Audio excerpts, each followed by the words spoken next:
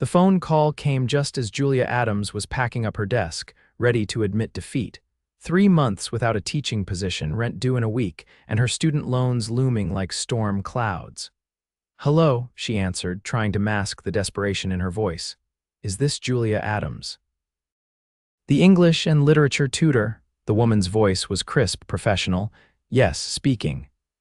Julia straightened her posture reflexively, as if the caller could somehow see her through the phone. "This is Margaret Winters from Wellington Academy. We have an urgent situation with one of our senior students. I understand you've applied for our substitute teaching position, but I'm calling about something more immediate." 24 hours later, Julia found herself standing outside an imposing wrought iron gate, clutching her weathered leather satchel filled with teaching materials. The mansion beyond the gate sprawled across manicured grounds like something from a period drama. Her small Honda Civic looked embarrassingly out of place in the circular driveway as she parked beside a fountain depicting Greek gods. The intercom buzzed, and Julia identified herself with a voice that sounded steadier than she felt. The gate swung open silently, and she drove up the winding driveway, the gravel crunching beneath her tires. A stern-faced housekeeper met her at the door. "Mr. Elliot is away on business. I'm Mrs. Hendricks. The young master is in the library." She didn't wait for Julia to respond before turning on her heel and leading the way through the marble-floored entrance hall. Julia followed, taking in the high ceilings adorned with crystal chandeliers, the original artwork on the walls, the elegant antique furniture that probably cost more than her entire apartment. The library was a book lover's dream: 2 stories of floor-to-ceiling shelves, rolling ladders, plush leather chairs, and a massive oak desk by the window. A teenage boy slouched in one of the chairs, headphones over his ears, his attention fixed on a gaming device in his hands. "Tyler, Mrs. Hendricks said sharply, your tutor is here." The boy Tyler didn't look up. Mrs. Hendricks cleared her throat loudly. "Tyler Elliott." With exaggerated slowness, Tyler removed his headphones and glanced up. Julia estimated him to be about 16, with sandy brown hair that fell across his forehead and dark eyes that held a mixture of boredom and defiance. "Another one," he said, his tone making it clear Julia was just the latest in a line of tutors who had failed to impress him.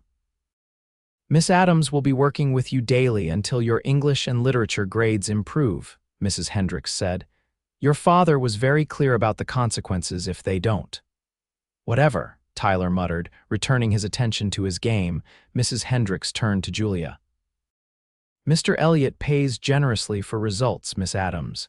Tyler needs to pass his upcoming exams with at least a B average. The previous tutors were unable to motivate him." Her tone suggested Julia would likely fail as well. "You'll work with him from 3 to 6, Monday through Friday." "Any questions?" Julia had dozens, but she simply shook her head. "Good, I'll leave you to it then." With that, Mrs. Hendricks departed, the click of her heels fading down the hallway. Julia set down her bag and pulled up a chair across from Tyler. "So, Tyler, I'm Julia Adams.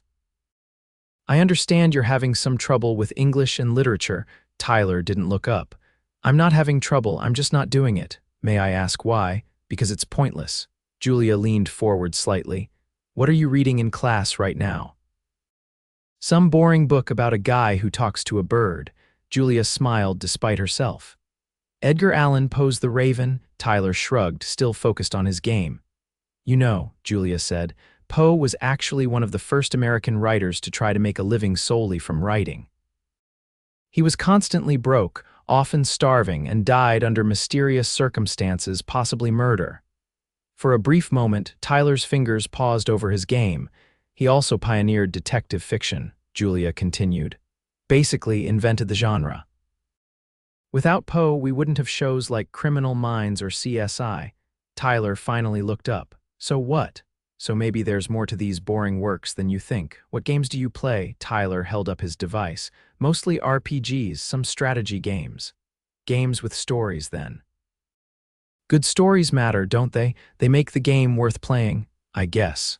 Julia reached into her bag and pulled out her tablet. "I have an idea. Let's look at The Raven as if it were a psychological horror game." The protagonist is essentially trapped in his own mind, haunted by loss and grief, possibly descending into madness. For the first time, Tyler looked genuinely interested. That's not how our teacher explained it. Well, there are many ways to approach literature. Finding your way in is what matters. By the end of the session, Tyler had reluctantly engaged with the poem, even reading a few stanzas aloud when Julia challenged him to give them the dramatic weight they deserved. It wasn't a breakthrough, but it was a start. As Julia packed up her things, Tyler asked, "So you're coming back tomorrow?" "That's the plan." "Is that okay with you?" Tyler shrugged, but there was less hostility in the gesture. "Whatever, just don't expect miracles." "I don't believe in miracles," Julia said with a smile. "I believe in hard work and finding the right approach. See you tomorrow, Tyler." Mrs. Hendricks appeared to escort Julia out. As they walked through the house, Julia asked, "Is there anything specific I should know about Tyler's situation? It would help me tailor my approach." Mrs. Hendricks hesitated. "Mr. Elliott lost his wife Tyler's mother 3 years ago, cancer. Tyler was close to her. Since then, he's been through several schools and many tutors. Mr. Elliott is demanding when it comes to his son's education." Julia nodded, understanding more of what she was dealing with. "And Mr. Elliott travels often for business. His work takes him all over the world. He's very successful." There was a note of pride in Mrs. Hendricks' voice. "He built his shipping company from nothing." At the door, Mrs. Hendricks handed Julia a sealed envelope. "Your first week's payment in advance. Mr. Elliott believes in compensating people well." Julia was stunned when she opened the envelope in her car. The amount was triple what she would have earned at Wellington Academy for a full week of substitute teaching. Over the next 2 weeks, Julia arrived each day at the same time, gradually building a rapport with Tyler. She discovered he was intelligent but unmotivated, harboring a deep resentment toward his father's frequent absences and high expectations. "He wants me to take over the company someday," Tyler confided during their 3rd session. "Says it's my legacy or whatever." "And what do you want?" Julia asked. Tyler seemed surprised by the question. "No one's asked me that before. I'm asking now." "I don't know, game design maybe. I like creating worlds more than living in this one." Julia nodded. "That's a start. You know, a lot of game design requires strong narrative skills. Understanding story structure, character development, emotional arcs, all things we study in literature." Tyler considered this. "My dad would never go for it. One step at a time. First, let's get your grades up. Then we can think about how to approach your father with your interests." As days turned into weeks, Tyler began completing assignments on time, participating in class discussions, and even reading ahead in some cases. Julia introduced creative ways to connect literature to his interests, having him design character profiles for Shakespearean figures or create alternative endings to classic stories in game format. It was nearly a month into their arrangement when Julia first encountered Adam Elliott. She arrived for her usual session to find the library empty. Confused, she was about to seek out Mrs. Hendricks when she heard raised voices coming from behind a partially closed door across the hall. "It's my life," Tyler's voice carried clearly, "which you seem determined to waste." The deeper voice must belong to his father. "Do you have any idea what I've built for you? The opportunities you have? Opportunities to be exactly like you?" "No thanks." Julia hesitated, uncomfortable at overhearing the private argument but unwilling to interrupt. "Your tutor seems to be having some impact on your grades at least," the man said, his tone slightly less confrontational. "Julia actually listens to me," Tyler shot back. "She doesn't just tell me what to do all the time." There was a pause then. "We'll continue this discussion later." "I have calls to make." Julia quickly moved back toward the library entrance, pretending to have just arrived as the door across the hall swung open. A tall man emerged, his broad shoulders filling the doorway. He wore a tailored suit that accentuated his athletic build, his dark blonde hair neatly combed back from a face that featured a strong jawline and intense blue eyes. Those eyes landed on Julia with startling focus. "You must be Miss Adams," he said, striding toward her with his hand extended. "Adam Elliott," Julia shook his hand, noting his firm grip.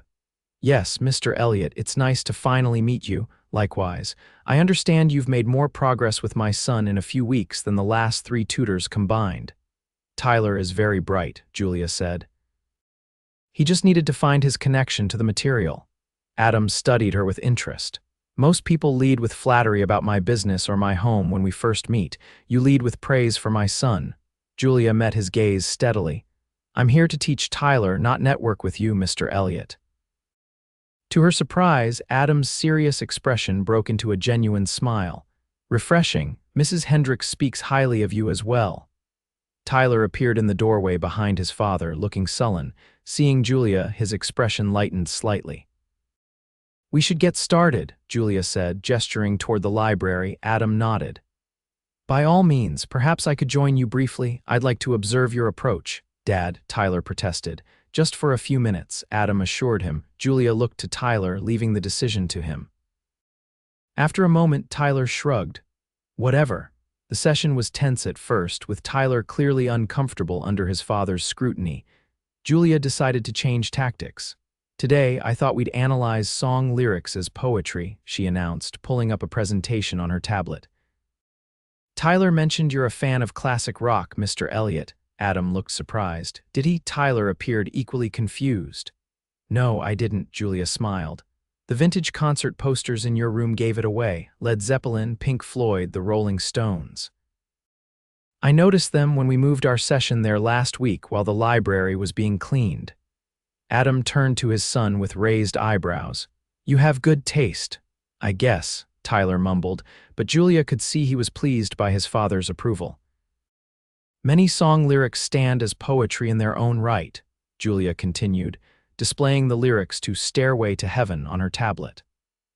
I thought we could analyze the literary devices, metaphors, and themes in some of these classics, then compare them to contemporary music Tyler enjoys. For the next 30 minutes, Julia guided them through an analysis that had both father and son engaged, occasionally finding common ground in their interpretations. Adam proved to be insightful and well-read, while Tyler revealed his understanding of symbolism and metaphor was stronger than his school performance suggested. When Adam finally excused himself to take a business call, the atmosphere in the library relaxed noticeably, but something had shifted between father and son. Your dad knows a lot about literature, Julia observed. Tyler nodded. Mom was an English professor before I was born. I guess she rubbed off on him. The revelation gave Julia a new perspective on Adam Elliott, not just a demanding businessman, but a man who had loved a woman who loved books. Over the next few weeks, Adam began appearing more frequently during Julia's sessions, sometimes just to say hello, other times staying longer to participate in discussions. She learned he had rearranged his travel schedule to be home more often, ostensibly to monitor Tyler's progress. One Friday afternoon, Julia arrived to find Tyler with a slight fever. Mrs. Hendricks insisted he rest, and Julia prepared to leave early. Miss Adams, Adam called, catching her in the foyer. A moment, if you don't mind. He led her to his home office, a space that reflected his personality, organized, tasteful, with subtle displays of achievement rather than ostentatious showing off. I wanted to thank you, he said, gesturing for her to sit. Tyler's latest progress report shows remarkable improvement. He's doing the work, Julia said. I'm just providing guidance. You're providing much more than that. Tyler talks about your sessions at dinner now. He hasn't voluntarily spoken about school in years. Julia smiled. He's passionate about storytelling, you know. He has a creative mind. Adam sighed, running a hand through his hair in a rare display of vulnerability. I'm aware I've been inflexible about his future. After his mother died, I became obsessed with securing his path. Catherine would have handled this so much better. I think you're being too hard on yourself, Julia said gently. Grief affects everyone differently. Adam looked at her with surprise, as if unused to being offered compassion rather than deference. Perhaps, he conceded. In any case, since you won't be tutoring today, would you consider joining me for lunch? I'd like to discuss Tyler's progress in more detail. Julia hesitated. Something in the way Adam looked at her suggested this might be more than a professional meeting, and she was conscious of maintaining appropriate boundaries. "I think that would be fine," she finally said. "As long as we focus on Tyler's education." Adam smiled. "Of course." They drove separately to a small, elegant restaurant overlooking the bay. Julia was grateful she'd worn one of her nicer outfits that day, a simple blue dress that brought out her eyes. Still, she felt underdressed compared to the other diners. Adam must have sensed her discomfort. "I chose this place for the view and the privacy, not the pretension," he said as they were seated at a window table. "Most of these people are more concerned with being seen than with enjoying their meal." The observation made Julia laugh, and some of her tension eased. Their conversation began with Tyler but gradually expanded to books they'd both read, places they'd traveled, and their personal philosophies on education. Julia found Adam to be thoughtful and articulate, with a dry wit that emerged when he felt comfortable. "May I ask how you became a tutor?" Adam inquired as they finished their main course. "You clearly have a gift for it." Julia hesitated, then decided on honesty. "Necessity, initially. I was a high school English teacher until my school faced budget cuts. I've been trying to find a permanent position, but in the meantime, tutoring pays the bills." She smiled ruefully, "or at least most of them." "You should be teaching full-time," Adam said with conviction. "Tyler's school would be lucky to have you." "That's kind of you to say, but teaching positions are competitive." "Perhaps I could make a call. I'm on the board at Wellington." Julia shook her head firmly. "I appreciate the thought, but I want to earn a position based on my qualifications, not connections." Adam studied her with renewed interest. "Your integrity is remarkable, Julia. May I call you Julia?" "Of course. And please call me Adam." Their eyes met across the table, and Julia felt a flutter of something unexpected in her chest. Adam Elliott was not just wealthy and handsome. He was complex, intelligent, and deeply committed to his son despite his missteps. As a single father navigating grief and the challenges of raising a teenager, he was doing his best, and now he was trying to do better. The moment was interrupted by Adam's phone buzzing. He glanced at it apologetically. "I should take this. Business never stops, I'm afraid." As he stepped away to take the call, Julia gazed out at the water, wondering at the strange turn her life had taken. A month ago, she was desperately applying to every teaching position within 50 miles. Now she was having lunch with one of the wealthiest men in the city, developing feelings she hadn't expected and wasn't sure how to handle. Adam returned looking troubled. "I apologize, but I need to cut our lunch short. There's an issue at the Shanghai office that requires my attention." "Of course," Julia said, reaching for her purse. Adam waved her off. "Please, lunch is my treat, and there's something else. I may need to travel next week.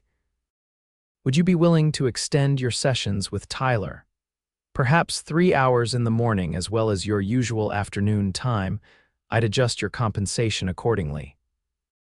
"I can do that," Julia agreed, pushing aside her disappointment at the thought of Adam leaving just as they were beginning to connect. "Thank you." He hesitated, then added, "I've enjoyed our conversation tremendously, Julia. Perhaps we could continue it when I return." Julia smiled. "I'd like that." The following Monday, Julia arrived early for her extended session with Tyler. Mrs. Hendricks informed her that Adam had left for China the previous evening. "He asked me to give you this," she said, handing Julia an envelope. Inside was a handwritten note. "Julia, thank you for agreeing to the additional hours. Tyler respects you, which is no small accomplishment. I look forward to continuing our conversation when I return." Adam, the note was accompanied by a book, a first edition of Pride and Prejudice, which Julia had mentioned was her favorite novel during their lunch. "He had it delivered by courier yesterday," Mrs. Hendricks said with a knowing look, "before he left." Julia's cheeks warmed as she carefully placed the book in her bag. Tyler was surprisingly cooperative during their extended sessions. "Dad said if I keep my grades up, he'll consider letting me take a game design course this summer," he confided on Wednesday. "That's wonderful," Julia said, genuinely pleased. "See, communication works." Tyler shrugged, but he seemed happier than she'd seen him before. He's different lately, less, I don't know, robotic, Julia smiled. People can change when they realize what's important. He talks about you, you know, Tyler said casually, pretending to focus on his assignment. Asks what we do in our sessions, if you've mentioned any books you like. Does he? Julia tried to sound neutral, but her pulse quickened. Yeah, it's kind of obvious he's into you. Tyler, it's cool, he interrupted. You're not like the women he usually dates. They're all fake. You're real.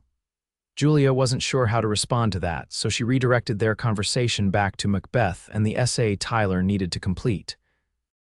Adam's business trip extended from 1 week to 2. He called Tyler every evening, and occasionally Julia would receive a text message asking about his son's progress or recommending a book he thought she might enjoy.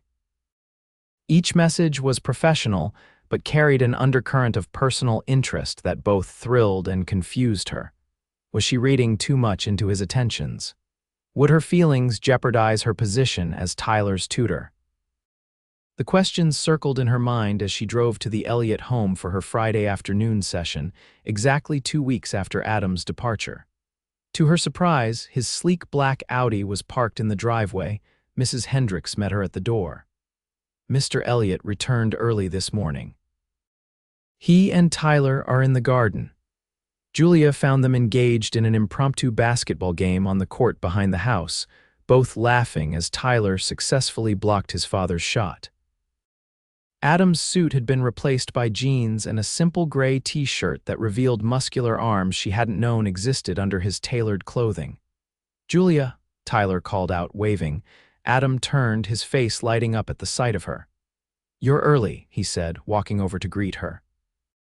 Actually, I'm right on time, she replied with a smile.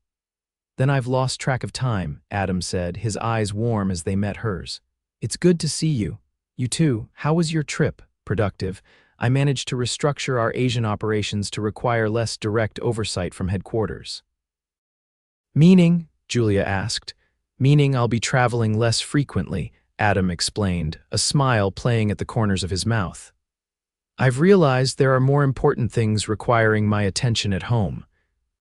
Tyler rolled his eyes behind his father's back, making Julia struggle to maintain a straight face. Well, she said, we should probably start our session. Actually, Adam said, I thought we might try something different today. Tyler mentioned you've been discussing the old man and the sea in your sessions this week. Julia nodded. It's part of his assigned reading. I have a boat, Adam said. I thought perhaps the three of us could take it out this afternoon, experience the themes of the novel more directly. Tyler's expression brightened. Seriously, we haven't used the boat in forever, Julia hesitated. It's a lovely idea, but I'm not sure it counts as tutoring. Consider it experiential education, Adam suggested. Besides, Tyler's latest quiz scores were excellent.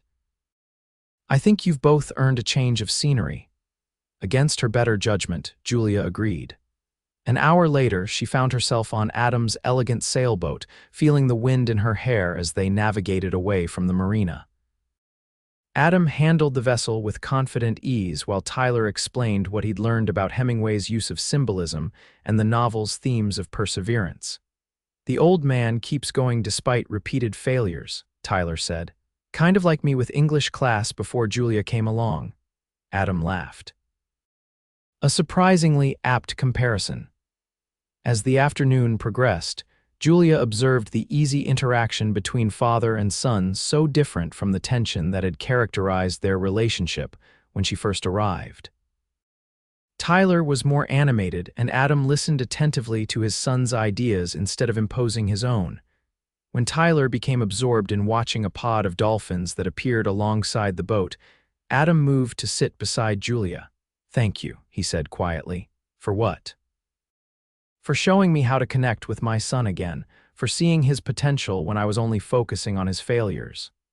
You're giving me too much credit, Julia protested. You both just needed time and the right circumstances. You created those circumstances, Adam insisted. You've changed our lives, Julia. Not just Tyler's education, our relationship, our home. It feels like a family again. The word family hung in the air between them, laden with meaning. I care about both of you, Julia admitted softly. More than I probably should as Tyler's tutor. Adam's hand found hers on the bench between them. And I care about you far more than I should as your employer. Their eyes met, and Julia felt the same connection she'd experienced during their lunch, only stronger now, more certain. What happens now? She asked. That depends, Adam said, his voice low and sincere. Tyler's grades have improved to the point where he no longer needs daily tutoring, which means there's no professional conflict if I ask you to dinner not as Tyler's father, but as a man who finds himself thinking about you constantly. Julia's heart raced. In that case, I accept. Their first official date took place the following evening at Adam's home. Mrs. Hendricks had the night off, and Adam cooked dinner himself, a surprisingly delicious pasta dish he claimed was the only recipe he'd mastered. Catherine insisted I learn to cook at least one meal properly, he explained as they sat on the terrace, the garden lights twinkling around them. She said no one should be completely dependent on others for basic needs, no matter how wealthy they become. She sounds like a remarkable woman, Julia said. She was. Adam's expression was reflective rather than pained. She would have liked you very much. You share her passion for literature and her ability to see the best in people. As weeks turned into months, Julia and Adam's relationship deepened. Tyler, far from being uncomfortable with the development, seemed pleased by it. Does this mean you'll stick around even though I'm getting better grades now? He asked Julia one afternoon as they worked on his college application essays. Is that what you're worried about, that I'll disappear once you don't need tutoring? Tyler shrugged, attempting to appear casual. I mean, whatever, Julia smiled. I'm not going anywhere, Tyler. Not unless you and your dad want me to. Dad definitely doesn't want that, Tyler said with a grin. He's totally in love with you. It's kind of gross, but also kind of cool. Julia felt her cheeks warm. We care about each other very much. Care, Tyler mimicked, making air quotes. Right. 6 months after their first meeting, Julia accepted a teaching position at Wellington Academy secured through her own merits and interview performance, though she suspected Adams' glowing reference hadn't hurt. Congratulations, Professor Adams, Adam said, presenting her with a bouquet of lilies when she shared the news. I'm hardly a professor, Julia laughed, just a high school English teacher. A brilliant one, Adam corrected her, who changed my son's life and mine. That evening, as they walked along the beach near his home, Adam stopped suddenly, turning to face her. Julia, he began, his expression serious. These past months have been the happiest I've known since Catherine died. You've brought joy back into our home, purpose back into Tyler's education, and love back into my heart when I thought that part of me was gone forever. Julia's breath caught as Adam reached into his pocket and withdrew a small velvet box. I'm not asking because of your new job or because of Tyler or for any reason except this. I love you and I want to build a life with you. He opened the box to reveal a stunning sapphire ring. Julia Adams, will you marry me? Tears welled in Julia's eyes as she nodded. Yes, she whispered. Yes, I will. Adam slipped the ring onto her finger, then pulled her into his arms for a kiss that promised a lifetime of happiness. They were married the following spring in the garden where they'd first begun to fall in love. Tyler served as best man, delivering a speech that had the guests alternating between laughter and tears. My mom used to say that books have the power to change lives, he concluded, raising his glass. I never really got what she meant until Julia showed up with her satchel full of books and her different way of looking at things. She changed my life by helping me find my voice. She changed my dad's life by helping him find his heart again. So here's to Julia, the best teacher, the best stepmom, and the best thing that's happened to our family. As Julia and Adam danced under the stars that night, she marveled at how a desperate phone call on a dark day had led her to this moment, to love, to family, to belonging. Happy. Adam murmured, holding her close.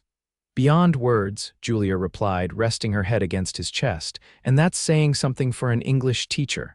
Adam laughed, the sound rumbling pleasantly against her ear. I love you, Mrs. Elliott, and I love you. Julia looked up at her husband, at the man who had once been just an intimidating name on a paycheck and was now the center of her world. Some stories do have happy endings after all. Not endings, Adam corrected her gently. New chapters. And as they continued to dance, surrounded by friends, family, and the sun who had brought them together, Julia knew this was true. Their story wasn't ending, it was just beginning.